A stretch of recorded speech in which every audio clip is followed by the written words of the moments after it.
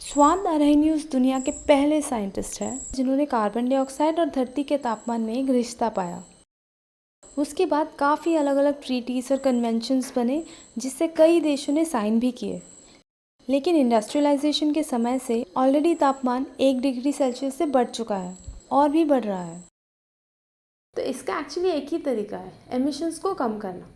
लेकिन net zero emission को पाने का सरकार के पास 2 ऑप्शंस है।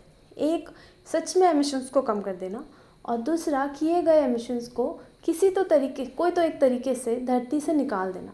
मतलब पोल्यूशन तो करेंगे, लेकिन किए गए पोल्यूशन को कोई तो एक तरीके से हम धरती से निकाल देंगे। तो इस कार्बन ऑफसेट के कई सारे तरीके होते हैं।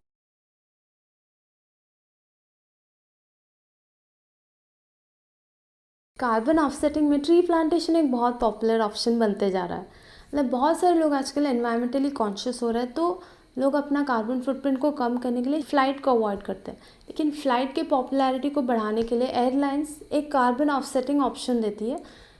जब आप बुकिंग करोगे तब आप थोड़ा सा डोनेट कर सकते हो, प्लांट अ ट्री, एक पौधा लगा दो, एक पेड़ लगा दो उसके लिए, ताकि आपका जो कार्बन फुटप्रिंट है वो कट जाए। लेकिन इसके 2 प्रॉब्लम्स हैं। एक, आप पोल्यूशन अभी कर रहे हो, लेकिन पता नहीं पेड़ कब बड़ा होगा और कब इतना लायक होगा कि वो इतना पोल्यूशन को सोख ले। दूसरा प्रॉब्लम यह है कि आप पोल्यूशन इधर कर रहे हो, लेकिन पता नहीं पेड़ किधर लग रहा है। जैसे आपके घर के सामने अगर एक फैक्ट्री है जो बहुत ही पोल्यूटिंग है, आप कह रहे हो कि आपके गाँव के पीछे एक जंगल है, वहाँ पे आपने एक पेड़ लगाया। अब वो पेड़ आपके फैक्ट्री के सामने वाले हवा को कैसे साफ़ करेगा?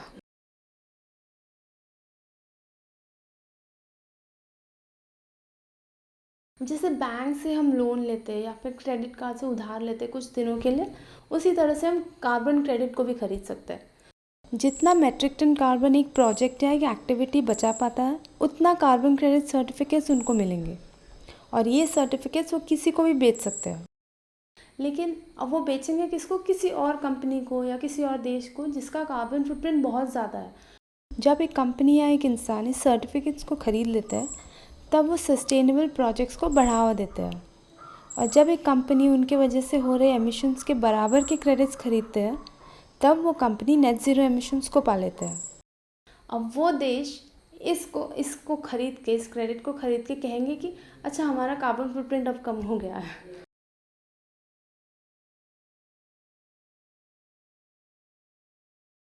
ढेर सारे कंपनीज कार्बन कैप्चर करने के लिए नई टेक्नोलॉजीज़ को इन्वेंट कर रहे हैं। 2019 में भारत का एमिशन था 2.62 बिलियन टन। लेकिन कार्बन कैप्चर का एक फ्लैट रेट नहीं होता है, उसके बदलते सोर्स और कॉन्सेंट्रेशन के हिसाब से रेट भी बदल जाता है। नेचुरल गैस के प्रोसेसिंग के वक्त हो रहे 1 टन कार्बन एमिशन को कैप्चर करने के लिए $25 लगते हैं, और सीधे हमारे वातावरण से कार्बन को कैप्चर करने के लिए करीबन $340 हर एक टन के लिए लगता है। कार्बन कैप्चर के अलावा कार्बन स्टोरेज का भी अलग खर्चा होता है।